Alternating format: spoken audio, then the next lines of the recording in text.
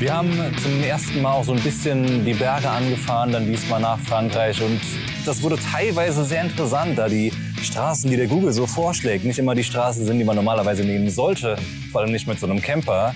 Es waren teilweise extrem enge, absurde Straßen, von denen der Chef von der Firma hier, die mir das Ding mitgegeben hat, dann vermutlich am besten nichts wissen sollte.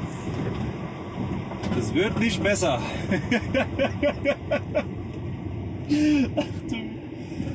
Ach du Schande. Ich soll da weiter hochfahren. Okay. Take the next right. Ach. Aber wir haben es überstanden und ich bin mittlerweile ein halbwegs erfahrener Bergfahrer, würde ich behaupten. Ja, zumindest ist noch alles intakt hier am Fahrzeug.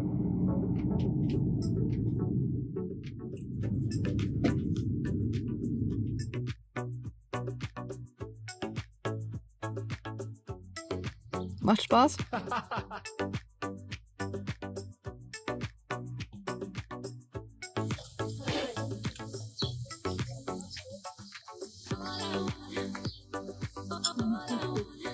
Jetzt war schon so, dass wir Essen filmen.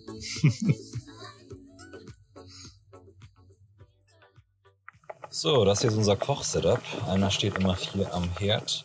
Und dann haben wir diesen Schreibtisch ausgefahren. Wenn der ausgefahren ist, kann eine Person am Beifahrersitz schnibbeln. Der hier steht, also ich gerade, kann auch noch ein bisschen schnibbeln helfen, wenn gerade nichts zu machen ist. Wie hier darauf warten, dass der Reis aufkocht, beziehungsweise das Wasser aufkocht. Gewürze packen wir mal alle schon mal hier hin. Und so haben wir tatsächlich eine wunderschöne Kochecke. Obwohl das eigentlich so auf den ersten Blick alles relativ klein aussah hier. Sind wir doch sehr zufrieden mit dem Platz zum Kochen. Wir hatten die bisher schlimmste Nacht auf dieser Reise gehabt, aber mit Abstand. Es war, eigentlich fing alles ganz schön an. Es war ein wunderschöner Wendehammer, in dem wir stehen konnten. Es hat auch nicht den Anschein gemacht, als würde uns irgendwann jemand stören. War auch nicht geschehen. Wir haben gekocht, wir haben noch ein bisschen draußen geschaut, Sonnenuntergang. Und dann ging es nachts los. Und dann ging es dem ersten Moskitostich und dem zweiten, dem dritten. Und ich habe irgendwann das Licht angemacht und ich glaube 5 oder 6 Moskitos erschlagen. Dienstagnacht, 1:45. Diese abnehmbaren Lampen, die an den Betten sind, 2 Stück davon, sind echt ganz cool, aber gerade werden sie zum Lebensretter, denn wir haben eine Moskito-Invasion hier im Camper. Man sieht noch so ein paar Spuren. Hier. Da ist noch mal einer. Halt still, Lisa. Ja. Scheiße. Aber tolle Lampen. Jetzt weiter auf die Jagd. Ich dachte so, das kann doch nicht sein. Wir haben alles zugemacht, wir haben überall die Netze runtergezogen, wieder eingeschlafen, wieder aufgewacht, nochmal 5, 6, 7 Moskitos, nochmal alle kaputtgeschlagen. Und das ging 5, 6 Mal so, die ganze Nacht über. Und ja, ich hatte wirklich Angst, dass der Camper irgendwo ein Loch hat, irgendein Moskitonetz ein Loch hat, was eine Katastrophe wäre. Bis ich dann am nächsten Morgen völlig verstochen gemerkt habe, dass es auf menschliches Versagen zurückzuführen war. Lisa war übrigens sehr erfreut. Oh, das war eine echt unangenehme Nacht. Jetzt, glaube ich, 30, 40 Moskitos, Stechmücken totgeschlagen haben. Uns natürlich auch Gedanken gemacht haben, wo kommen diese ganzen Viecher rein? Wir haben alles abgedichtet mit diesen Moskitodingern. Schon ein bisschen Angst gehabt, dass irgendwo ein Leck ist. Ist aufgestanden und sehe, dass einfach mein Fenster im Fahrerhaus völlig offen ist. So, wir machen uns langsam auf. Hier nochmal der Campingplatz. Das war ein Wendehammer, auf den wir uns gestellt haben. Aber echt einer der schönsten gewesen bisher, die wir meiner Meinung nach hatten. Was geht heute ab? Ich war heute Morgen früh raus, obwohl die Nacht eine Katastrophe war. Da blieb nichts anderes übrig, denn ich musste noch ein bisschen was arbeiten. Sind 2 Stunden Homeoffice gemacht und jetzt fahren wir weiter. Wir fahren in eine Stadt nach Elch. Dort gibt es wohl schöne botanische Gärten, die wir uns anschauen. Und dann wird es weiter an den Pink Lake gehen. Das ist ein See, der, wenn wir Glück haben, pink aussieht. Und dann schauen wir mal. Irgendwo an den Strand, irgendwo ins Meer. Das wäre so der Plan. Sehr schön. Gut, wir hatten jetzt nach knapp 3000 Kilometer auch endlich mal so die Ecke erreicht, wo wir gesagt haben, wir lassen uns ein bisschen mehr Zeit. Wir müssen nicht mehr so viele Kilometer pro Tag zurücklegen, da wir doch relativ nah an Portugal bereits sind. Und das hat uns gut getan, tatsächlich.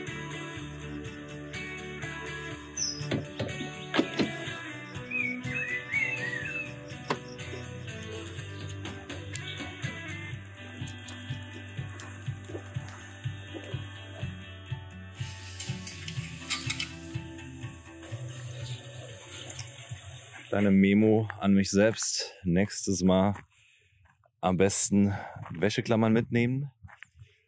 Vielleicht auch noch eine Leine oder irgendwas. Dann muss man das ganze Zeug nicht irgendwo auf seinem Camper aufhängen, sondern kann es am Camper bzw. an der Markise aufhängen.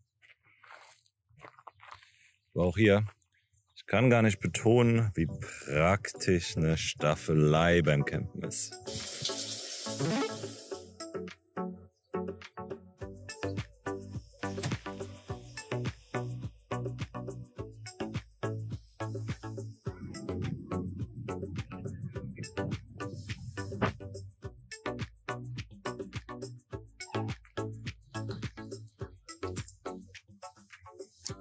Die Energischen an.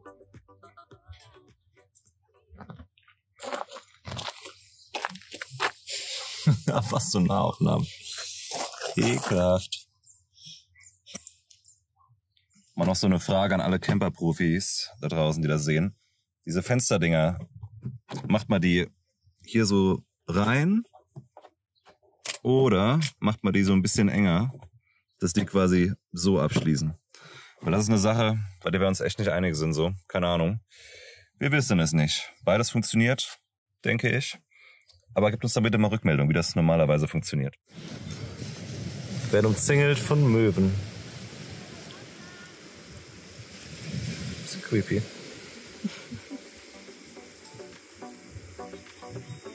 Hallo.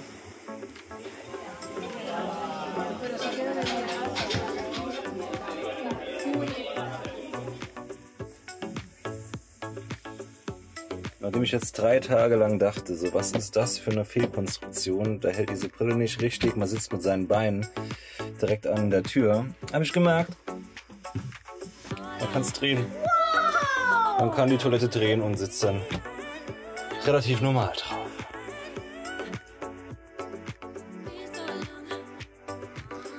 So, ich mache gerade einen kleinen guten Morgen-Spaziergang mit 5 Kilo Pipi. Und gehe jetzt hier die Rampe des Grauens hoch, um den Spaß diesmal auch im richtigen Loch zu entleeren. Oh. Jo. Schönen guten Morgen von La Manga del Mar de... Schönen guten Morgen von La Manga del Mar Menor. Guten Morgen von La Manga del Mar Menor. Das haben wir ein paar Mal üben müssen. Wir haben hier... Hinten seht ihr den Camper, auf einem kleinen Parkplatz übernachtet. Ich hatte einen sehr angenehmen, ruhigen Schlaf. Lisa nicht so. Sie meinte, es sind die ganze Nacht Leute so immer mal gekommen, um den Camper gerannt. Das sind vielleicht die Vorzüge eines Trampers, der daran gewohnt ist, mit dem Zelt auf Raststätten zu schlafen. Aber ja, das ist wunderschön hier. Noch ist es auch sehr ruhig. Ich wollte gerade ein bisschen Homeoffice machen und Kaffee dabei trinken. Wurde mit dem Endgegner konfrontiert, Windows-Update. Aber gut, ich warte jetzt mal ein bisschen, es ist hinterm Updaten und ich genieße meinen Kaffee noch ein bisschen hier in der Sonne. Bei noch angenehm. Das erste Offroad-Fahrt.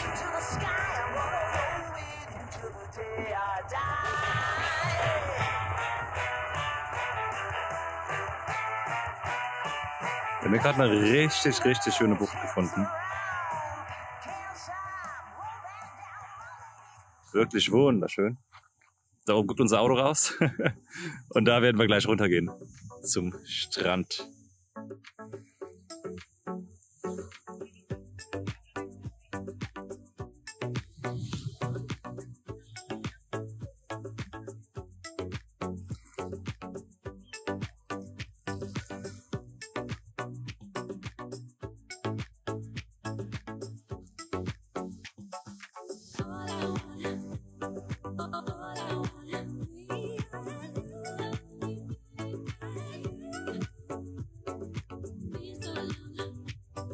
Das hat uns gut getan tatsächlich, einfach mal ein bisschen mehr zu sehen, ein bisschen ruhiger alles angehen zu lassen, ein bisschen mehr Zeit an Stränden zu verbringen, uns Städte mal genauer anzuschauen. Und wir waren an tollen Orten gewesen, wir waren an Wasserfällen.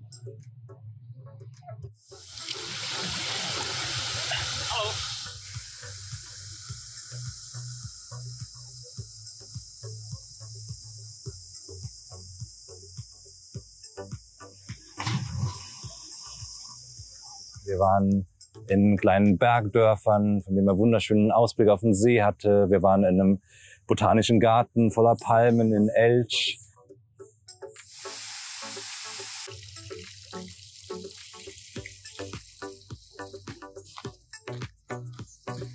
Die Tauben klettern die Palmen hoch. Guckst du ja.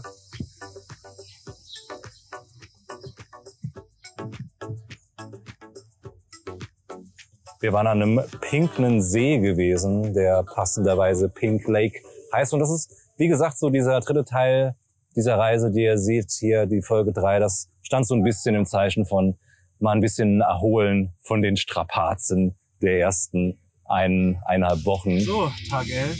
Wir kommen in Portugal langsam aber sicher immer näher. Haben jetzt sehr viele Strände gesehen die letzten Tage und haben uns heute entschieden, Zeit mal ein bisschen ins Land das Innere nochmal zu fahren. Aber heute, nachdem wir gerade am Strand hinten zeigen, Fenster, frühstücken waren, Kaffee getrunken haben, geht's jetzt zu Aldi und zur Vorräte auffüllen und dann vermutlich noch einmal zum Strand. Dann schauen wir mal weiter, wo die Reise hingeht. Ein Parkfortschritt nach knapp 2 Wochen Camper. Richtig gut.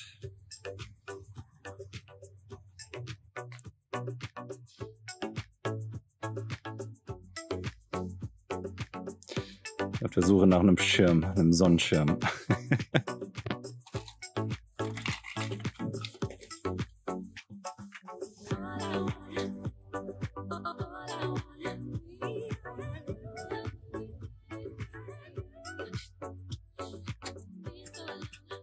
So, wir haben jetzt einen Sonnenschirm gefunden und einen Ort, um Homeoffice zu machen. Aber erst noch eine Runde abkühlen. Mit Sonnenschirm. So, wir haben netterweise einen Schlauch bekommen von den Leuten hier, von der Tankstelle. Und nachdem die uns zeigen mussten, wie man das aufmacht, wissen wir es jetzt. Und jetzt füllen wir es zum ersten Mal mit dem Schlauch auf. Ich will auch nur ein bisschen daneben. Es wird jetzt interessant sein. Ich habe halt keine Ahnung, wann das irgendwie voll ist, ne? Aber theoretisch sollte das ja irgendwann rausspritzen, wenn es zu voll ist, oder? Ja, doch. Ich denke schon.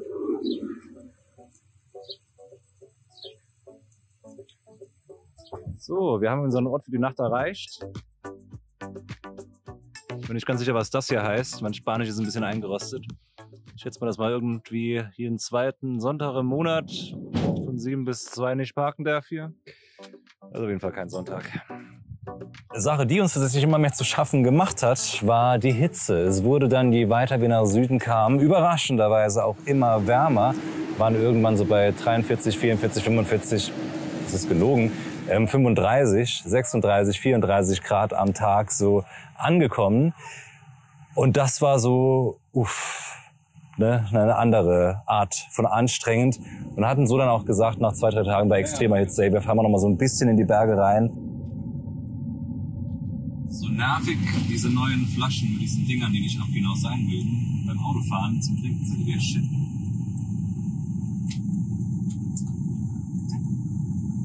Das wird Camper gemacht. Passenderweise können wir ja da gerade mal so einen Bergtest machen und sehen, wie sich die Golden Line so in den Bergen schlägt. So, es geht weiter in die Berge. Wir werden heute zu einer Sternwarte fahren. Das ist der Plan, die auf 2000 Meter gelegen ist. Und ich bin sehr gespannt, wie die Wege werden und wie die Karre das mitmacht. Noch summt sie. Wir waren erst in so ein kleines Dorf noch mal gefahren, das noch gar nicht so hoch war. Aber sehr ruhig, hatten die erste Paella, das war auch auf meiner Liste drauf, eine tolle Paella in Spanien essen, das war toll. Und sind dann weiter zu einer Sternwarte, die wir so bei Google gesehen hatten. Wir haben gerade die Sternwarte entdeckt, zu der wir wollen. Wir sind hoch. Ich hatte schon so ein bisschen Angst in Bezug auf die Straße, ich wusste, sie ist 2000 Meter hoch. Und wie gesagt, diese Google-Straßen, die es dich führt, das kann sehr katastrophal ausgehen. War es aber nicht. Das war eine sehr, sehr, sehr angenehme Straße tatsächlich. Natürlich sehr kurvig und wir sind dann da mit 30 km/h langsam, aber sicher hochgeklunzt. 150 meters. Turn right onto Alabama 6109. Mit den Zufahrten zu diesen kleinen Parkplätzen, gerade in den kleineren Dörfern. Take the next right onto Alabama 6109. es war phänomenal schön. Wir wollten eigentlich nur mal so hochfahren und ein bisschen schauen, wie es dort aussieht.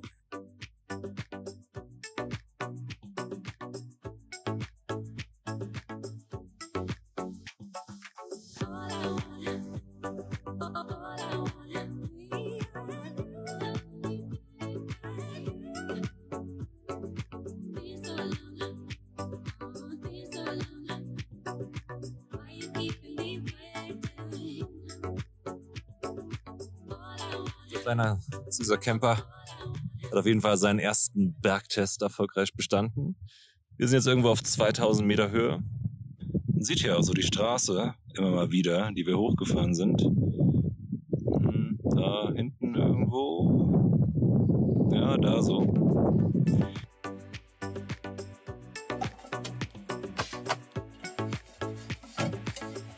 Dieser Kühlschrank ist scheinbar zu stark. Die Eier sind gebrochen, weil sie gefroren sind. Ja, ja.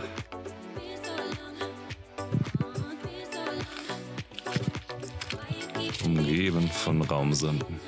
Präzisionssonnenuhr, die aber leider eine Stunde nachgeht. Scheiß Sommerzeit. Aber ja, wir sind gespannt, dass hier heute Abend an Sternen auf uns zukommt oder auch nicht zukommt. Wie die Sonnenaufgänge und Untergänge von hier oben aussehen werden. Haben dann entschieden, den ganzen Tag dort zu bleiben, hatten einen fantastischen Sonnenuntergang.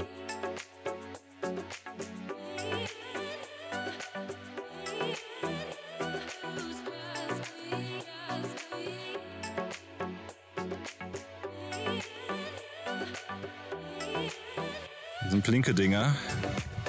Wir wissen nicht, was es ist. Verratet es uns bitte, falls ihr es wisst. Sehr schönen Sonnenaufgang auch auf 2000 Meter. War es auch angenehm kühl. Wir haben seit langem immer noch mal mit Decken geschlafen.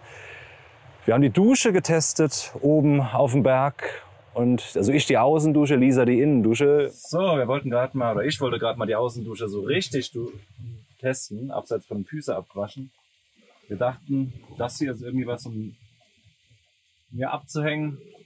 Ich habe keine Ahnung, was es ist. Ich verstehe diese Konstruktion gar nicht, aber ist ja nicht schlimm. Nur darum, dass man nicht so krass reinspritzen.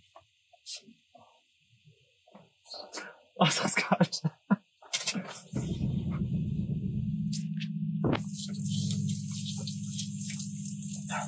Was funktioniert? Lisa meinte, die Innendusche wäre ganz gut gewesen. Wenn ihr wissen wollt, wie ich mich in dieser Innendusche schlage, müsst ihr auf Folge 4 oder Folge 5 warten. Das steht nämlich auch noch auf meiner Liste von Dingen, die ich tun möchte. Die Außendusche, das kann ich euch schon mal sagen, war sehr angenehm. Es hat überraschenderweise, Sarkasmus, sehr gut funktioniert. Es war nur ein bisschen kalt, aber gut. Ne? Man sollte das vielleicht nicht unbedingt auf einem Berg austesten. Ich denke, so für einen Strand ist es sehr, sehr, sehr gut geeignet und auch sehr leicht. Ich habe es ohne Probleme beim ersten Mal geschafft, dieses Ding anzuschließen und aufzudrehen. Das spricht für die Technik, die hier verbaut ist im Camper. Ja, ich konnte Longboard fahren, noch mal seit langem oben. Also dieser Tag an den Sternen warten war wirklich toll. Und ihr werdet wahrscheinlich auch gerade viele Bilder dazu sehen. Es war toll, es war traumhaft schön.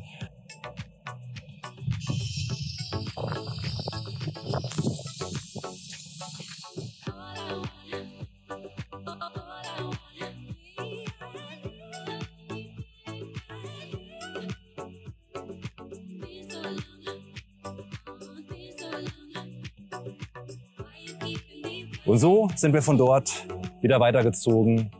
Wohin? Das werdet ihr in der nächsten Folge sehen. Es geht in Richtung Südküste, runter nach Spanien und dann auch ein bisschen zielstrebig Richtung Portugal. Wir haben noch so ein paar Stationen, auch Städte auf der Liste. Malaga, Gibraltar, wir wollen nach Cadiz. Wir wollen auch noch mal so ein bisschen in die Berge fahren, um uns ein blaues Dorf anzuschauen. Und ja, vielleicht kommen wir dann in der nächsten Folge schon in Portugal an. Vielleicht werden wir in die Nähe von Portugal kommen. Mal schauen, wo es uns hinführt. Momentan macht es wirklich Spaß, einfach so ein bisschen freier die Straßen auch hier, die wir gefahren sind bisher, die Küstenstraßen, traumhaft schön und auch oft denkbar einfach einen Ort zu finden zum Schlafen. Parkbuchten, manchmal auch direkt am Strand. Wir haben bisher noch gar keine Probleme in Richtung Polizei oder hey, du darfst hier nicht stehen oder hey, gut, dass du wegkommst gehabt. Hoffen, dass das so weiterläuft und dass wir da so ein bisschen spontaner unterwegs sein können, zu schauen, so hey, hier sieht schön aus, lass dir die Nacht verbringen. Was, wie gesagt, anfangs der Reise noch nicht so ganz gut funktioniert hat, funktioniert jetzt sehr gut. zu unserer beider Freude. Und ja, schau mal, hoffe, dass es so weitergeht und ich hoffe, dass es auch in Portugal natürlich so weitergehen wird. Wie es dann an der Südküste wird, werdet ihr in der nächsten Folge sehen. Ich hoffe, ihr hattet Spaß und ihr kennt das Spiel mittlerweile. Kommentiert gerne, wenn ihr Fragen habt. Hilft mir auch gerne bei den Fragen, die ich hatte, im Video weiter. Nach wie vor unbeantwortet. Und ja, habt eine gute Zeit. Bis zum nächsten Mal.